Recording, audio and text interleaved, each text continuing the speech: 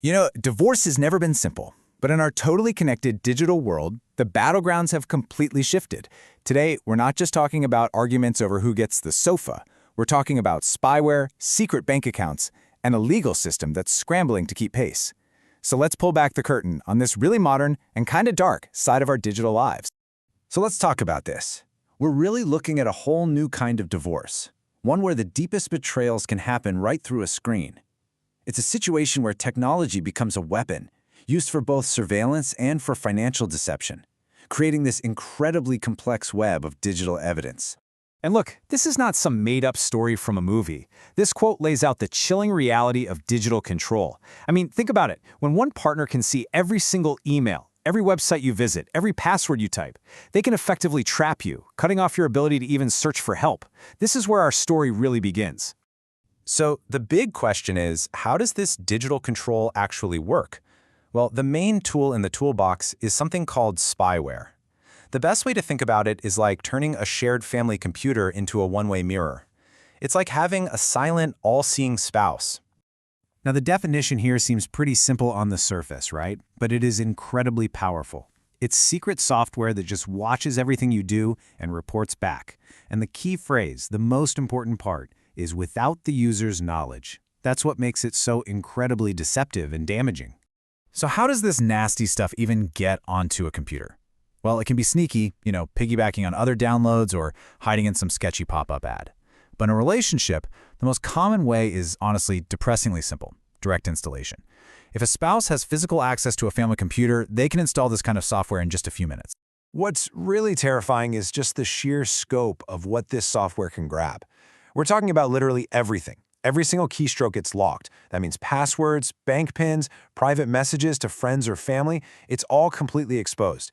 This is so much more than just trying to catch an affair. It is a tool for total domination and control. Okay, but the digital betrayal doesn't stop with just watching. It's also about hiding. And when it comes to a divorce, what's usually getting hidden? Yep, money. This brings us to the second and equally damaging type of deception: hiding marital assets. So how in the world do you find money that someone is actively trying to hide? Well, investigators use a formula that's surprisingly simple. You just calculate all the money that came in, all the assets and income. Then you subtract all the money that went out, all the expenditures.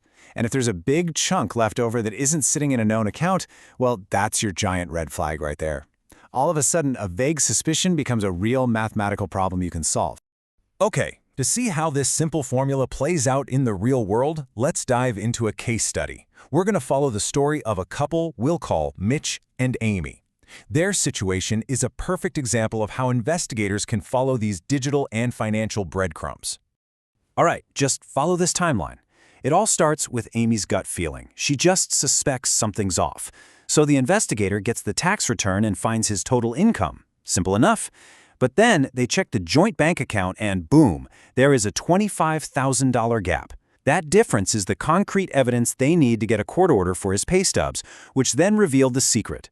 He was siphoning off $750 every single month into an account Amy had no idea even existed. So you've got this digital spying on one hand and this financial deception on the other. And here's the real kicker, the thing that makes it all so dangerous. Our legal system just wasn't built for this stuff. The laws are playing a frantic game of catch-up with technology, and they are losing. And this chart really breaks down why the law struggles so much. I mean, take domestic assault laws. They usually require physical harm, but spyware doesn't leave a bruise. Stalking laws. They often need the victim to know they're being watched to prove distress, but spyware is secret by its very nature. The Wiretap Act protects communication while it's in transit, but spyware just copies it from the computer storage. And computer fraud? A spouse can just argue, hey, it's a family computer, I had consent to use it. You see, every law seems to have a built-in loophole for this kind of behavior. And it's not just the spyware laws that are tricky. Proving someone is hiding money is also a huge challenge.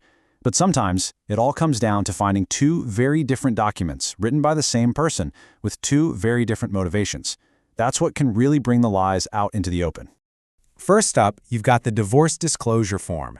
Now, what's your goal when you fill this out? It's simple. You want to look as broke as possible. You understate your income, you lowball the value of your assets, because every dollar you admit to having is a dollar that could get divided up in the divorce. But then, what if you find a loan application they filled out around the same time? What's the motivation there? The complete opposite. To get a loan, you want to look as rich as you possibly can.